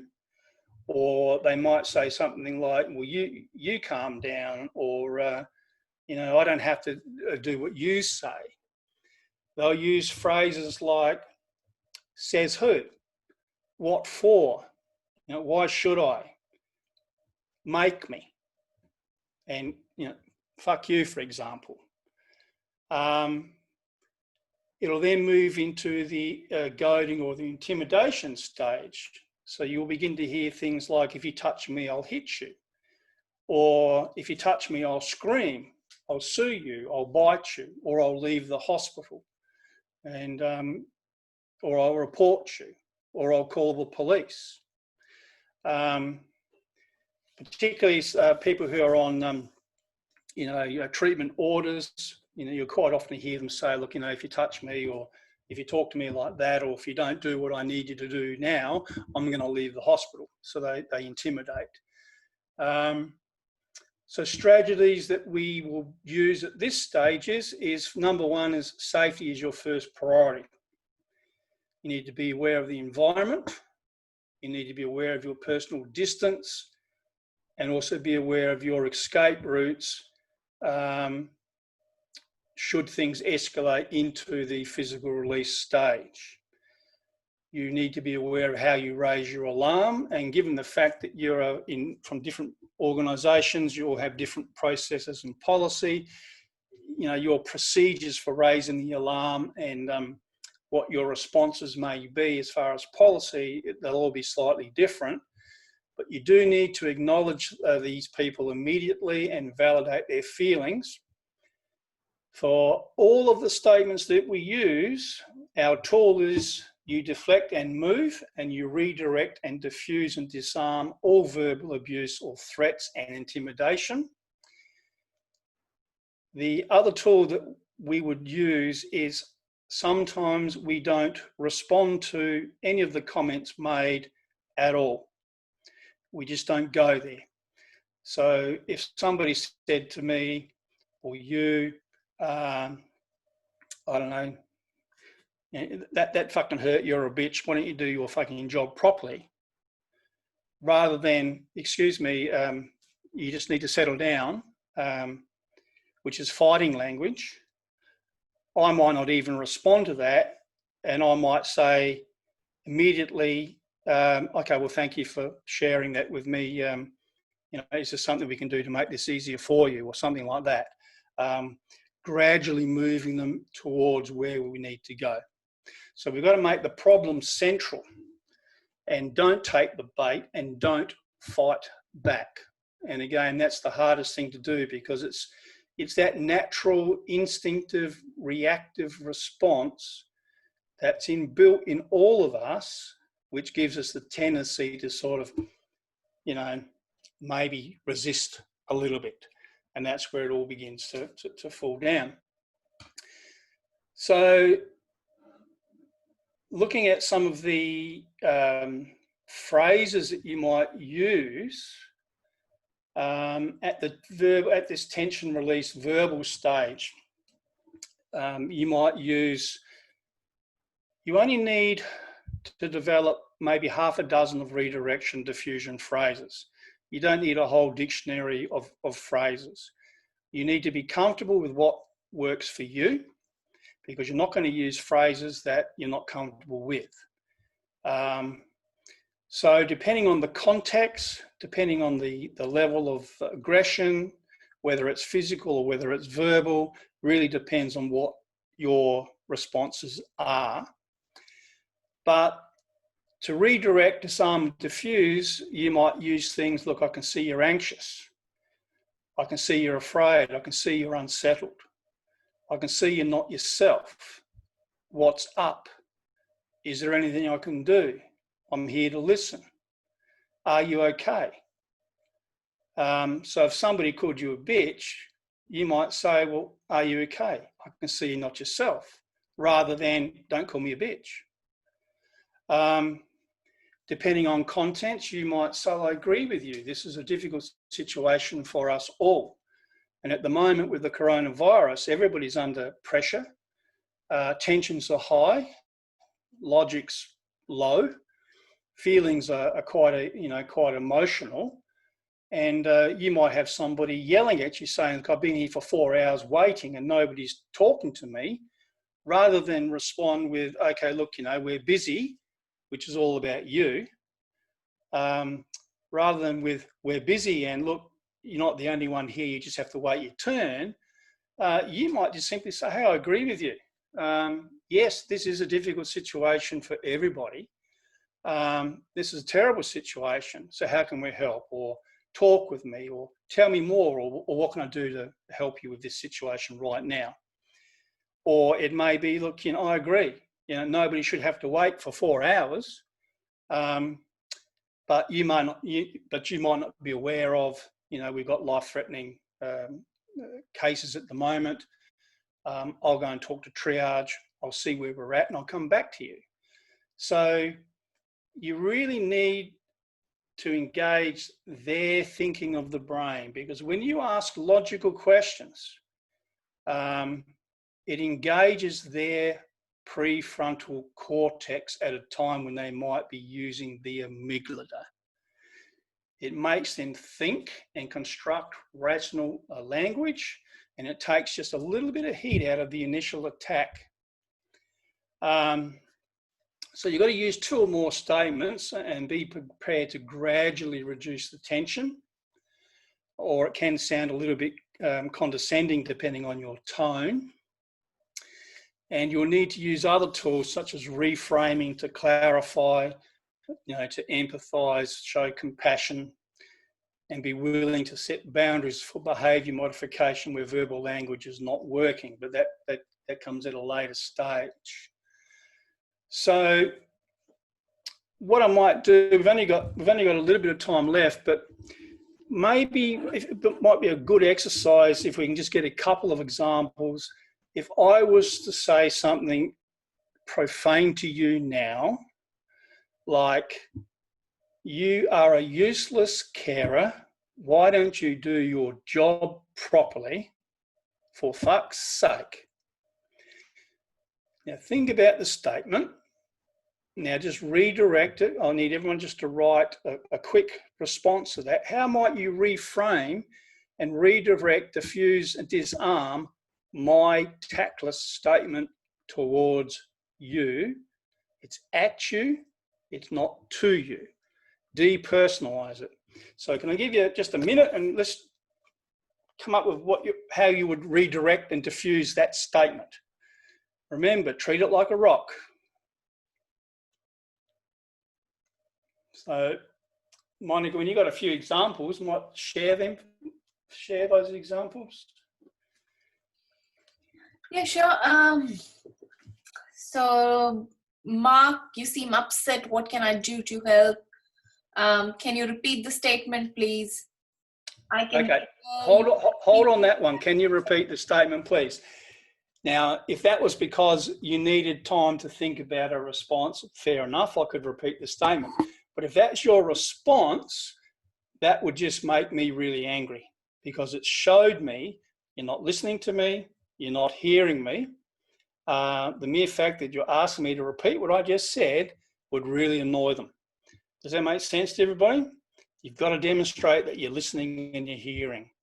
The first one, what was that, Monica? I can see you're upset, Mark. Is that correct? I'm upset. What can I do to help? Okay, so you seem upset. What can I do to help? Perfect. There's a perfect redirection and diffusion. Regardless of how condescending, sarcastic, or tactless the phrase might be, you need to diffuse it. You do not resist it. So because we're emotional creatures first, from what I've learned, you can use phrases like, I can see you're upset, Mark. I can see you're afraid. I can see you're anxious. I can see this is important. I can see you're concerned. You can even say, I can see you're angry. But one of the emotions try to avoid is this word frustration. I can see you're frustrated, Mark. So how can I help? I don't know what the answer is, but out of thousands and thousands of times I've used that phrase in the beginning when I was learning my craft, that was almost like the same response of saying, calm down. It was, don't tell me I'm frustrated, or what do you mean frustrated? Or, I'm not frustrated, so don't tell me I'm frustrated. So I don't know what it is about the word. It does tend to get a negative response more than a positive one. So I try to avoid that. I also try to avoid words like, can you tell me a little about your problem? Or what is the problem? It really depends on context and it depends on tone. In one situation, to use the word problem, it's fine. So if I was being empathetic with everybody and I sat down with you and I said, look, I can see you're not yourselves today. You look a little bit anxious. Tell me about your problem. In that sort of tone, it doesn't evoke, a negative response. But if I was to use tone with, what's your problem? Or what, tell me about your problem. Can you hear the difference in the attitude because of the tone? So I would say program your mind to use the phrase as, I can see you're a little bit unsettled today, Mark. Tell me more about your circumstance, or tell me more about the situation, or tell me more about how we can help you, or tell me how we can make this easier for you or better for you. I'm hoping everybody can hear the difference between what's your problem compared to, tell me about your circumstance or tell me about your situation. Just different words. Any other examples, Monica? Yeah, so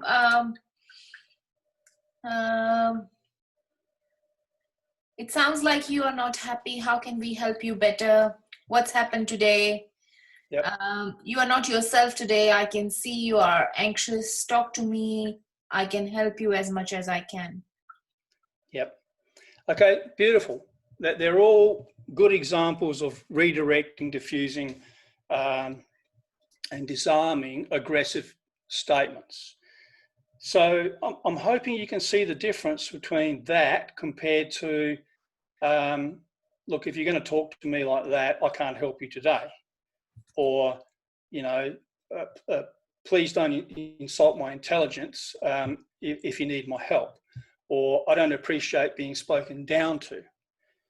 That is fighting language. That's your natural language. So as professionals, we've got to put our professional hat, and at that tension release stage, we need to redirect and disarm and diffuse. So I would recommend everybody, you know what you're going to deal with tomorrow, next week, next year. You already have a history of common things that happen in your work environment in terms of, a conflict or occupational violence. So why not start putting together just a handful of redirection phrases, so the next person somebody says something condescending or sarcastic or profane, you're more likely just to go into that response rather than your natural instinctive response, if that makes sense. So within seconds after redirecting and diffusing or disarming, we may also need to grab the next tool and reframe the conversation. And that simply means we reframe the conversation to clarify, to empathise, show compassion. And it's a necessary tool to validate feelings and reason for clarity. So reframing, it is the only tool that I've found that will stop a person who's venting their anger, fear, concern, anxiety, frustration. I'm not talking about a brain injury patient, for example. I mean, there are medical and psychological conditions that this obviously doesn't apply to. But a family member, for example, who's just venting their fear at you, once you've heard what the truth of their anger or their anxiety is, we would use what I call an interception phrase, and we would intercept their venting. They will stop.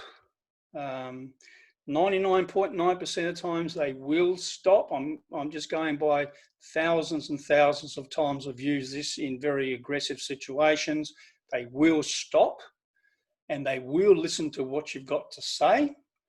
And if you get it right, they will say, yes, that's what I'm talking about. And if you get it wrong, they won't get angry. They will correct you. They will say, nope, that's not what I'm talking about. That's not what I said. this is what I'm saying, and they will repeat it. So every time they have to repeat it, every time they have to listen to you reframe for clarity, it is engaging their thinking part of the brain. It is gradually absorbing tension, and it's taking just a little bit of heat out of the conversation every time, because we're now thinking with logic, not with instinct. So reframing is the next stage, or the next tool that we would use. Let me just think. I'm just trying to. Okay, so you can use with reframing. There's a couple of things you can do. You can use the feelings plus reason method. That goes along the lines of, look, Mark, I can see you're not yourself today. So what you're telling me, you've got a pain in your tummy, and you need some medication, to help you with that. Is that what you're saying? So you're feeling not yourself today is the feeling. The reason is pain in the stomach. They need some medication. Is that what you're saying? And then you'll get, yes, that's what I'm talking about, or no, that's not what I mean. Does that make sense to everybody? And I'm quite sure everybody uses reframing or paraphrasing in their day-to-day interactions. So very quickly, it may go from the tension build-up phase where you're noticing gradual or immediate changes in attitude and behaviour. And as you approach, you'll start to get the tension release stage where the finger pointing this is bullshit and what's going on, and where's the nurse and where's the doctor. It then goes into, why don't you do your job? This is bullshit. I've been waiting for 4 hours. And that's where you'll go straight into, okay, look, I can, I've been here for 4 hours. Look, thank you for letting us know. I'm sorry for the inconvenience. Let's look at what we can do about it. And then immediately you could go into, okay, if I've got this correct, what you're telling me is you've been here for 4 hours and you're getting a little bit anxious and you want to see somebody. Yes, that's what I'm saying. So now you've got the reason. Now you've got something to focus on. So now you've got something to work on. So that's how you might use reframing. And you use what I call interception phrases. So phrases like, at the heat of their venting, once you've heard the full story, once you've got enough information, the only way you can stop them from venting is to intercept them with a phrase like, just to see if I've got this correct, what you're telling me is you've got a pain in the stomach, you're not feeling right, and you want to see a doctor about it. Is that correct? And the reason why they stop is because we're all on that what's in it for me radio frequency. It's in their interest to stop to make sure that you've got it correct. And if you've got it correct, they're going to say, yes, that's what I'm saying. And then that gives you, okay, let's work on a solution to that particular situation. If you get it wrong, they'll correct you anyway. And you simply would say, look, I'm sorry, I misheard. So what you're saying is you're in pain, you need some medication, you want to see a doctor. Yes, okay, let's see what we can do. So that's how you might use reframing. So empathy absorbs tension. So you need to practice your reframing skills together with your diffusion skills. Again, I might just ask, and we'll sort of come up with a couple of reframing or interception phrases. So can anybody give us an example? Any of the participants out there give us an example of how you might reframe, intercept my conversation. So things like, let me, look, just to clarify, followed by feelings plus reason is response. Or let me see if I've got this right. or can I just check that I've heard this correct? So they're just examples. So can anybody else give us some other examples of how you might use a reframe interception phrase at that tension release stage? So Monica, I might leave that to you if you could read out any responses. No response as yet, Mark. Okay. All right, so I'm going to say a sentence, or I'll give you a story. I've got few now.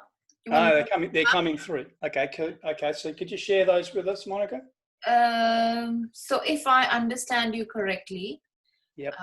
Beautiful. And there's another one. What if the aggressive patient refused to talk to you and demanding to see another doctor? So I think this is a question basically for you. What would be the best response in this situation, if you can cover this question in your presentation? And another response is, so what you are telling me is you have been waiting for 2 hours and you need to be seen as you have to pick up your child from school soon. Beautiful. They're pretty good examples of intersection phrases. And I'm hoping people can see that these are all used, it could be seconds in between. And the tools that you use and the language that you use is solely dependent on the situation or the circumstance you find yourself in. Now, in relation to, I don't want to talk to you, I want to go and see, I want to see a doctor. There's no point in trying to argue or impose boundaries at that point. The first thing I would say is, don't make promises that you can't keep. Don't guarantee anything that you can't keep. And don't say anything that's not in your control. So we also have to think about the circumstance. As we know, the workload of healthcare professionals is huge. I mean, I take my hat off to everybody out there. We've got overcrowded emergency departments. We've got overcrowding in wards. We've got shortages of staff. We don't have time to give individual patients the time and energy that perhaps sometimes they might need. So in that particular case, if it's me, I would simply, first of all, clarify and say, okay, well, what you're saying is you want to see a doctor, you don't want to talk to me. And I would simply say, okay, look, would it be helpful if I go and talk to the doctor, or go and see if there's a doctor, and I'll come back to you to see what's possible. So in that case, I've listened and I've heard. I've said I would go and talk to a doctor. I'll find out what's possible, but I haven't promised anything. Now, in their interest, they want to see a doctor. So when you say, look, would it be helpful if I go and talk to a doctor or find a doctor and see what's possible, they're going to at least accept that you're trying to do something for them, because it might not be possible that you can actually get the doctor because he's not available. And then if they're not satisfied with that, and it escalates into other stages, then you start grabbing some of these tools to modify the behaviour. And as I said in the beginning, not always. You'll get to a certain stage where these tools get to a certain point and now they're not working. And that is where we now have to consider setting boundaries and imposing limits of behaviour modification. And that's something maybe we need to do in another session, because most people do it in a negative way. The concept of setting limits and consequences of another person's behaviour, this concept of consequences, it's negative. We need to try and change that to what alternatives and choices can we provide for behaviour modification, so that the patient or the family member or the visitor, they actually decide what happens next. And it's only to the point where we reach an impasse where you now might say, well, unless this happens, this is what will happen. But it's the last resort. I hope that makes sense to everybody. I've seen so many occasions where people have just gone straight in and said, look, unless you settle down, unless you keep quiet, unless you stop swearing, we will do this. And the escalation, it's escalated immediately, because immediately you get, okay, well, let's do it, make me, says who, what for, and we go nowhere. So maybe that's a topic of another time. So there are many other skills at this stage, but we are limited. As I said, you can't do it all in an hour and a half webinar. And as things, hopefully, as things start to reduce at that tension, verbal tension stage, we'll get into that emotional diffusion stage. And again, empathy absorbs tension, and that's where you might say, okay, look, you know, I understand you weren't yourself today. You know, this is really important. I can see it's important to you as it is to me. Look, I'm really sorry that this upset you today. It's okay. You know, we're here to help. You know, we're here to listen. And that's where you go into that emotional diffusion stage. In between that, after the tension released, you might go into the physical stuff. And really that is not the topic of the webinar tonight, but very quickly, I would like you to think about if somebody was to grab you quite hard now, say you're taking temperature or doing bloods or something, and somebody grabbed you really hard, even unintentionally because of maybe dementia or pain or discomfort or a mental illness that grabbed you hard out of fear, I'd like to know how many people really would know how to disengage from that situation without hurting the patient or hurting themselves. Or if you look at some of the tragedies that have occurred, I mean, I don't want to sound terrible, but the reality is nurses have been strangled. Nurses have been bitten. They have been spat on. They have been grabbed. They have been punched. They have been stabbed by patients. So it is my belief that if you think this cannot possibly happen to you and you're a protective species, you have to rethink, reframe how you think. So what would you do? And I'd be interested to see how many people would have total confidence that they could disengage from that situation. So maybe we could do that through a quick show of hands.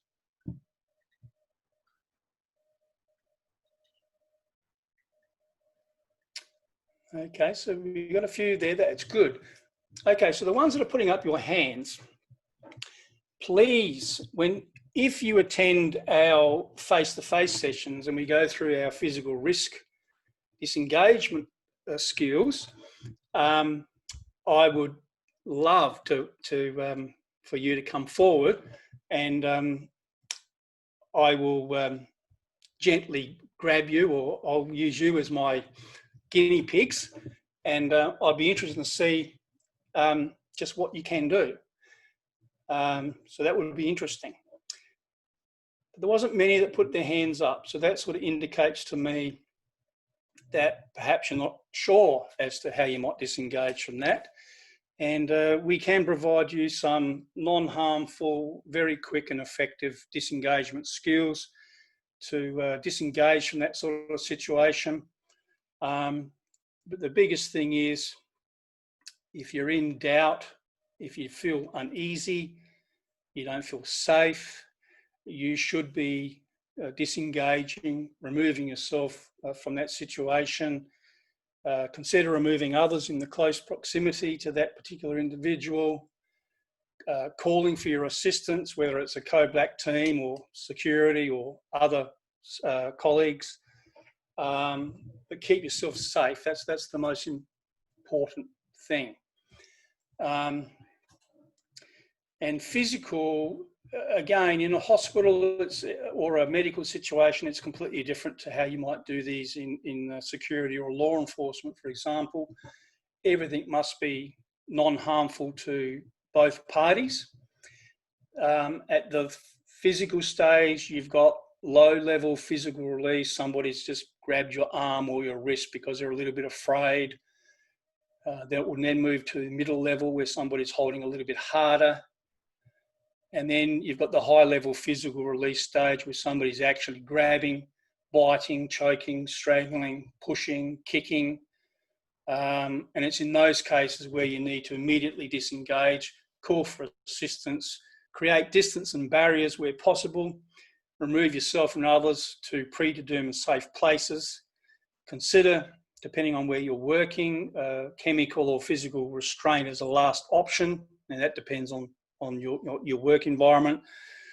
And report all of the events and conduct debriefs.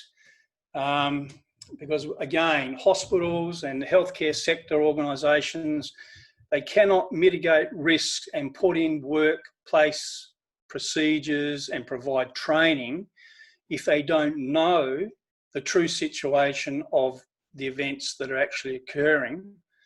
And I think as healthcare professionals, you shouldn't accept occupational violence is not just part of the job. You know, occupational violence, it's still an assault. It's still psychologically and physically potentially of great concern. It can cause great harm and it should be reported. Every incident should be reported, and I think that's really important. So I think in summing up, you know, I think everybody needs to get rid of the assumptions and denial that bad things don't happen to good people and that help is immediately available, because I can assure you it's not always the case. And if you don't have the confidence in your skills and abilities, or you're unsure about using or diffusing, de-escalating conflict, you need to practice, have predetermined responses. Every day you go to work, visualise, what am I going to do today if? How are you going to stand? How are you going to position yourself in the ward or the emergency department?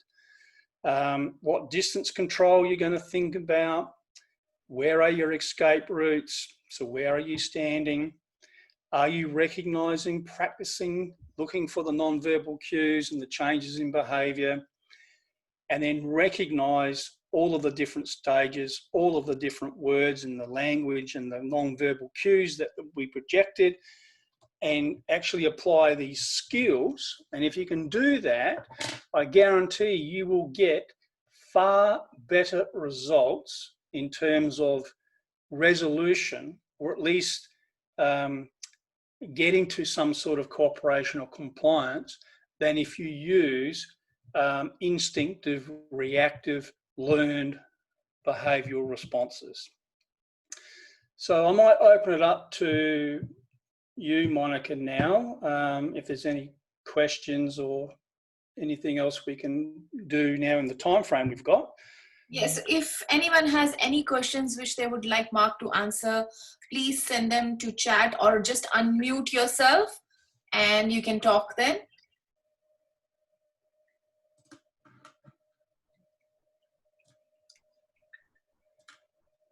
I've unmuted everyone, so if you have any questions, you can just ask Mark. Yeah, they can do the chat. I'm just trying to bring that up. Now,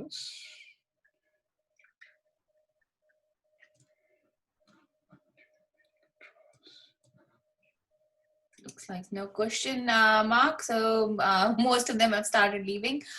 So thank you very much, Mark. Barbara, do you have any closing statement to make? Wanted to acknowledge and thank the Adelaide PHN for their funding of this event, and thank Mark for delivering this presentation, and hope that the attendees found it valuable and relevant to your practice.